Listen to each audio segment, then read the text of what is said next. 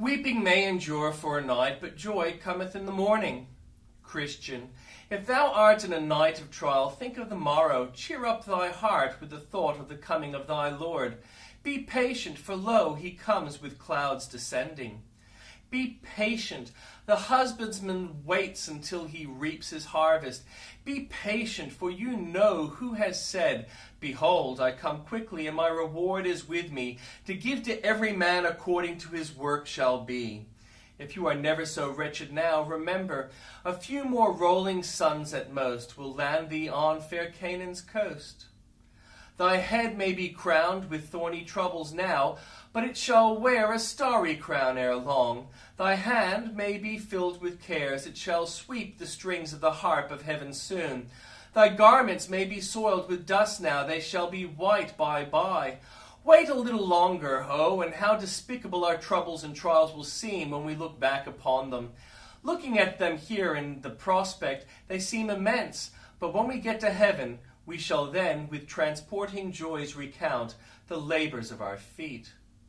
Our trials will then seem light and momentary afflictions. Let us go on boldly. If the night be ever so dark, the morning cometh, which is more than they can say who are shut up in the darkness of hell.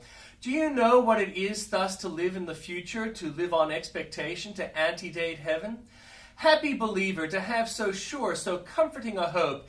It may be all dark now, but it will soon be light. It may be all trial now, but it will soon be all happiness. What matters it, though weeping may endure for a night, when joy cometh in the morning?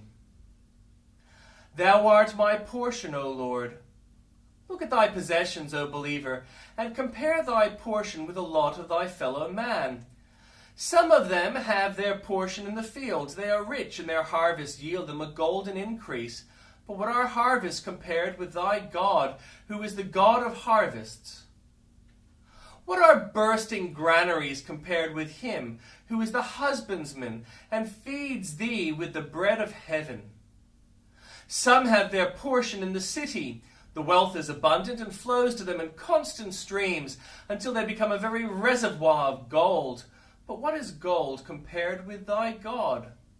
Thou couldst not live on it. Thy spiritual life could not be sustained by it. Put it on a troubled conscience, and could it allay its pangs? Apply it to a desponding heart, and see if it could stay a solitary groan, or give one grief the less. But thou hast God, and in him thou hast more than gold or riches ever could buy. Some have their portion in that which most men love, applause and fame. But ask thyself, is not thy God more to thee than that? What if a myriad clarions should be loud in thine applause? Would this prepare thee to pass the Jordan, or cheer thee in prospect of judgment? No. There are griefs in life which wealth cannot alleviate, and there is the deep need of a dying hour for which no riches can provide. But when thou hast God for thy portion, thou hast more than else put together. In him every want is met, whether in life or in death. With God for thy portion thou art rich indeed, for he will supply the need. Comfort thy heart, assuage thy grief, guide thy steps, be with thee in the dark valley, and then take thee home to enjoy him as thy portion forever. I have enough, said Esau. This is the best thing a worldly man can say.